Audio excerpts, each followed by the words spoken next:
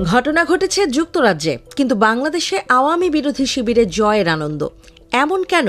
ঘটনা হলো, ক্ষমতাচ্যুত প্রধানমন্ত্রী শেখ হাসিনার ভাগ্নি যুক্তরাজ্যের সিটি মিনিস্টার টিউলিপ সিদ্দিক তার পদ থেকে সরে দাঁড়িয়েছেন। যুক্তরাজ্যের অর্থ মন্ত্রণালয়ের অর্থনীতি বিষয়ক সেক্রেটারির দায়িত্বে ছিলেন তিনি। তার কাঁধেই দেশটির আর্থিক খাতের দুর্নীতি বন্ধের দায়িত্ব দিয়েছিল প্রধানমন্ত্রী কিয়ার স্টারমার নেতৃত্বাধীন সরকার। মূলত শেখ হাসিনা সরকারের আমলে ঘটে যাওয়া কিছু দুর্নীতির ঘটনায় যুক্ততার অভিযোগ এবং আওয়ামী লীগের নেতাকর্মীদের কাছ থেকে সুবিধা নেয়ার সমালোচনা মোকাবেলা করতে হচ্ছিল টিউলিপকে।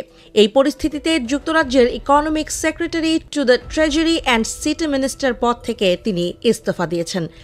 সামাজিক যোগাযোগ মাধ্যম এক্সে নিজেই একটি পোস্ট করে এই তথ্য জানিয়েছেন তিনি। সেখানে তিনি লেখেন, ব্রিটিশ সরকারকে নিয়ে বিভ্রান্তি এড়াতে তিনি পদ ছেড়েছেন।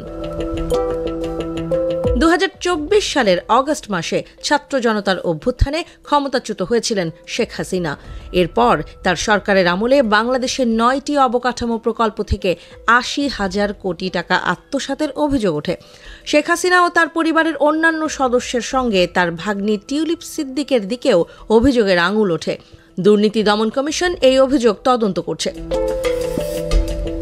দুদকের তদন্ত নিয়ে যুক্তরাষ্ট্রের বিভিন্ন গণমাধ্যমেও টিউলিপ সিদ্দিককে জড়িয়ে খবর প্রকাশ করা হয়। খবরগুলোর মধ্যে 2013 সালে শেখ হাসিনার মস্কো সফরে রুশ প্রেসিডেন্ট ভ্লাদিমির পুতিনের সঙ্গে তার বৈঠকের সময় টিউলিপ সিদ্দিকও উপস্থিত ছিলেন।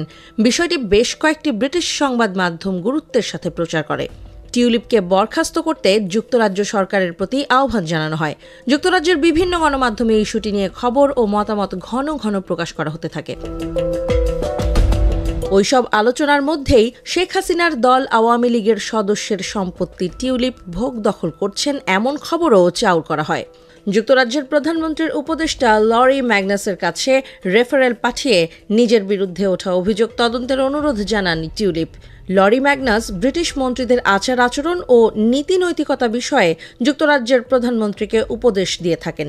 ওই তদন্ত চলমান অবস্থায় পদত্যাগ করেছেন টিউলিপ সিদ্দিক। 2024-এর 4 জুলাই অনুষ্ঠিত যুক্তরাজ্যের সাধারণ নির্বাচনে দক্ষিণ পশ্চিম লন্ডনের হ্যাম্পস্টেড অ্যান্ড হাইগেট আসন থেকে টানা চতুর্থবারের মতো পার্লামেন্ট সদস্য নির্বাচিত হন টিউলিপ সিদ্দিক। তার পদত্যাগপত্র গ্রহণ করে ব্রিটিশ প্রধানমন্ত্রী কিয়ার স্টারমার জানিয়েছেন, তিনি অত্যন্ত দুঃখের সঙ্গে ওই পদত্যাগ গ্রহণ করেছেন।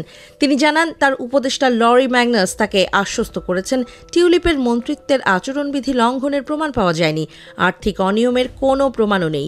স্বাধীন উপদেষ্টাকে সত্য উদ্ঘাটনে পুরোপুরি সহযোগিতা করার জন্য স্টারমার টিউলিপকে ধন্যবাদ জানান। আপনারা দেখছেন দৈনিক ক্রাইম সিন।